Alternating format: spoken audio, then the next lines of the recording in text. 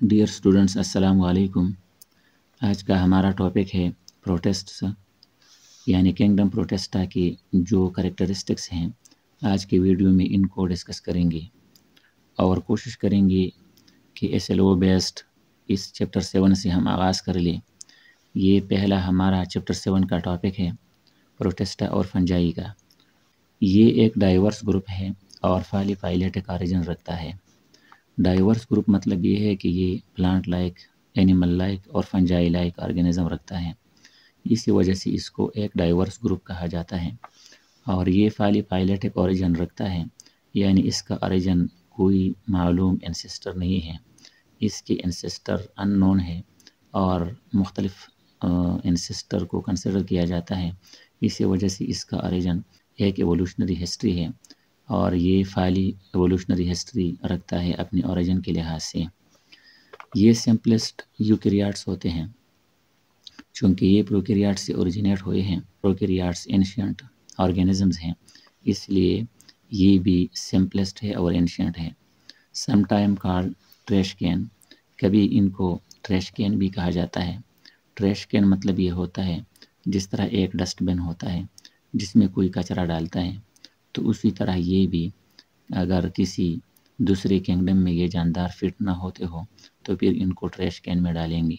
यानी ये मशकूक जितने जानदार है जो किसी अदर किंगडम में फिट नहीं होते, तो इन सब को मशकूक जानदारों को ट्रैश कैन में डालेंगे और इस ट्रैश कैन को किंगडम प्रोटेस्टा का नाम देंगे।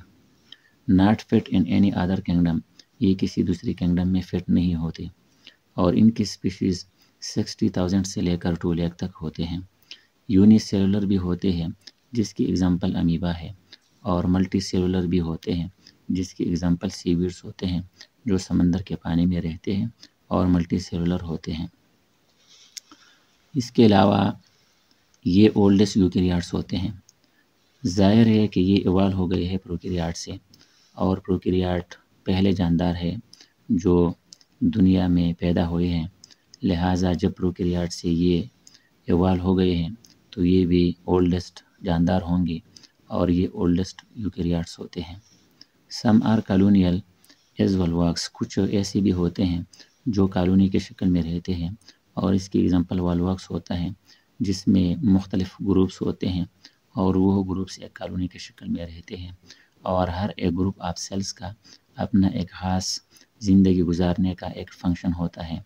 यानी अगर एक ग्रुप रेस्पिरेशन करता है, दूसरा डाइजेशन करता है, तीसरा रिप्रोडक्शन करता है, तो इसी तरह ज़िंदगी के जितने बेसिक नीड्स होते हैं वो उस कॉलोनी के तमाम जानदार के फुलफिल हो जाते हैं।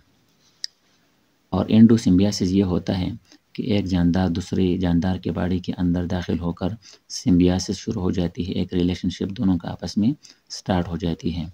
तो पहला स्टेप यहाँ ये डिस्कस करेंगे कि कुछ प्रोटेस्ट ऐसे होते हैं कि उनके बॉडी के अंदर प्रोकैरियोट एंटर होते हैं, एनगल्फ हो जाते हैं प्रोटेस्ट के बॉडी के अंदर और फिर माइटोकॉन्ड्रिया में तब्दील हो जाते हैं प्रोटेस्टा के। दूसरा जो होता है वो ये है कि कुछ प्रोटेस्ट फोटोसिंथेटिक बैक्टीरिया को एनगल्फ करते हैं। फोटोसिंथेटिक बैक्टीरिया वो बैक्टीरिया होते हैं जो फोटोसिंथेसिस परफॉर्म करने की कैपेबिलिटी रखते हैं। लिहाजा ये प्रोटेस्ट जब फोटोसिंथेटिक बैक्टीरिया को टेक इन करते हैं, एनगल्फ करते हैं, खाते हैं, तो उसके बाद वो बैक्टीरिया इन प्रोटेस्ट का क्लोरोप्लास्ट बन जाता है और इसी वजह से हम कहते हैं कि क्लोरोप्लास्ट और माइटोकॉन्ड्रिया रिप्लिकेशन करने की सलाहियत रखते हैं। इसके बाद एवोल्यूशनरी हिस्ट्री तकरीबन 2 मिलियन ईयर्स पुरानी इनकी एवोल्यूशनरी हिस्ट्री है और इनके जो कैटेगरीज़ हैं वो 3 ग्रुप्स हैं। एनिमल लाइक प्रोटेस्ट होते हैं, प्लांट लाइक प्रोटेस्ट और फंजाई लाइक प्रोटेस्ट होते हैं। Okay, thank you.